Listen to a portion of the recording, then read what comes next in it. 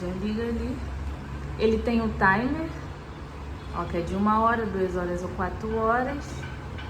E a gente vai definindo aqui. E ele é sempre, ele vem com controle, vem com esse suporte aqui. Aí, pra não furar, a gente vai colar uma fitinha aqui, pra ficar aqui do lado, pra gente não perder. Aí é isso, aí aqui é pra onde a gente quer que ele gire, né? Se é pra cima ou pra baixo. Aí deixa eu desligar aqui, desligar só o ventilador e apertar no 0.